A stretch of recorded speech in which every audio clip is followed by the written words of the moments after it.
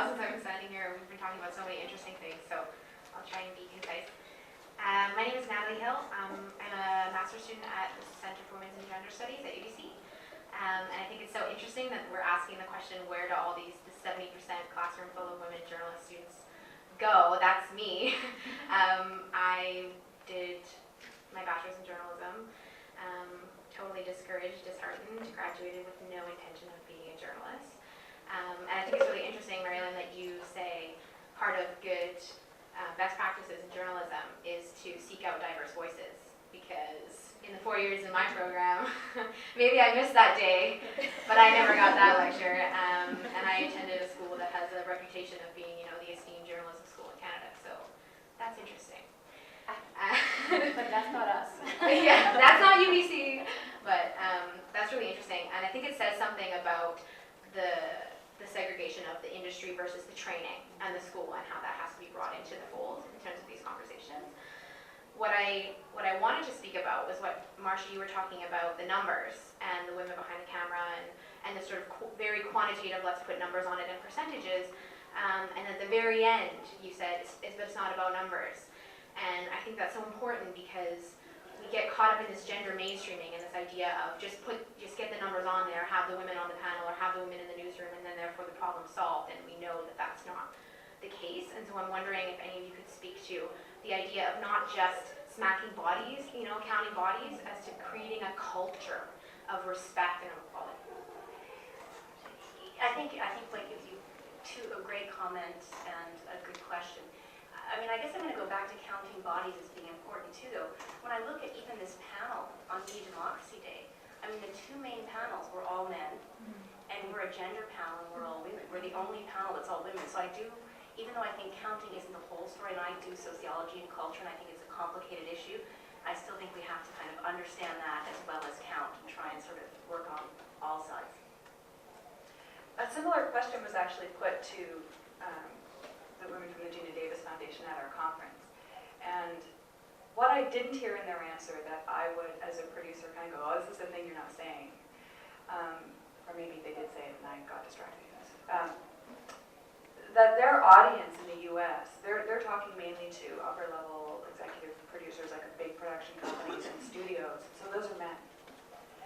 And I think it's much easier to go to men with statistics, just as a strategy, to go, look, because you can't argue with that. And I think the culture in media is to go, but there isn't a problem. Women are sexually empowered, everything's solved. She chose to get that picture taken, it's no problem. So I think that's why they're starting with that approach, but they're also counting things like, well, who's represented in terms of nudity, who's represented in terms of sexuality, and that's, I think, they're starting to kind of get into those sorts of questions about context and representation. So maybe the bodies is just a starting point. Get the bodies in first, and then we can... Yeah, I think that their approach is very pragmatic, and just getting heard, getting people to be aware that maybe there is an issue by just looking at hard numbers.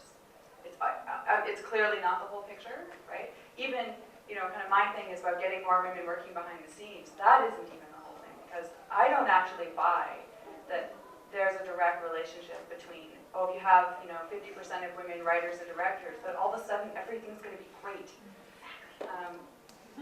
That's what I'm trying to say. Yeah, and I'm guilty of it, right? Like I produced a movie where, God help me, we made that woman look like a whore.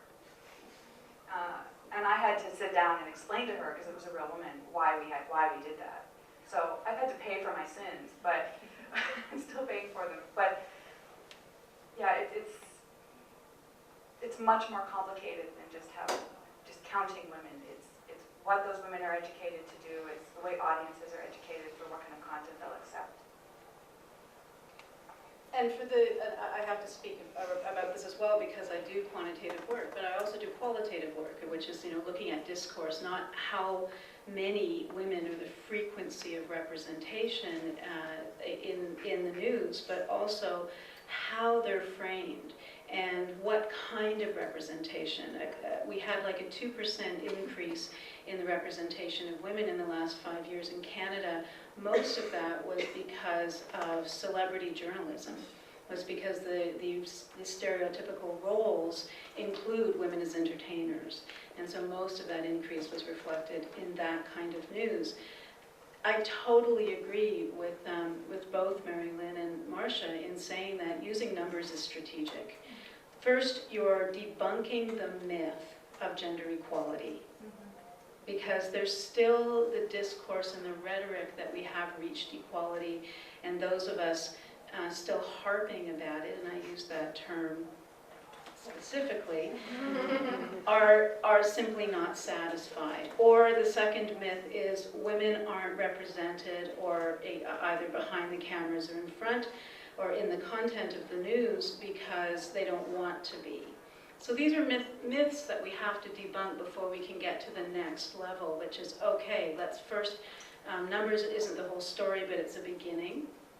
And secondly, okay, now, how are women represented? How skimpy of clothing are they wearing in family, in family films? And, you know, so it's only part of the question. It's not irrelevant, but it's not the whole story. Just if I can throw in one more anecdote, sorry, I'm trying to be brief and I'm stopping you. No, go. I told the story in the beginning about how the broadcaster phoned and said, you know, where are the women behind the camera, right? So this same broadcaster who got it in terms of women's representation did not ask us about the way these women were being represented. And this is supposed to be a film for women, by women, about women. And they were perfectly happy to let us sexualize and commodify these women like crazy. So I think it's, in terms of what to do, I think educating broadcasters and as audience members, we can do that. You know, you can write in and go, yeah, I'm not entirely happy with that stereotype, because that's what they listen to. The last thing I'll say is I really appreciate, Jen, you bringing race into it. I'm really surprised that we didn't talk about racialized sexual identities a little bit more today, and I would challenge